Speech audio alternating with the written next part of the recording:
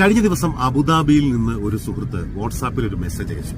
അദ്ദേഹം അബുദാബിയിലെ ബിജെപിയുടെ പോഷക സംഘടനയുടെ നേതാവാണ്. ഒരു കടുത്ത ബിജെപി അനുഭാവി, ബിജെപി നേതാവ് എന്നൊക്കെ പറയാവുന്ന ഒരാൾ തന്നെ, ഒരു പ്രവാസി ബിജെപി നേതാവാണ്.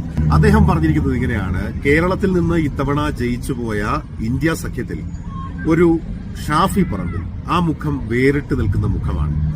ഞാൻ എപ്പോഴും പ്രതിപക്ഷത്തുള്ള കേരളത്തിൽ നിന്നുള്ള ആളുകളിൽ ഇംഗ്ലീഷ് ഫ്ലുവന്റായി സംസാരിക്കാൻ കഴിവുള്ള വ്യക്തികളെ ശ്രദ്ധിക്കും. ജോൺ ബ്രിട്ടാസ്, എൻ.കെ. പ്രേമചന്ദ്രൻ, ശശി തരൂർ എന്നിവർ അതിൽപ്പെടും.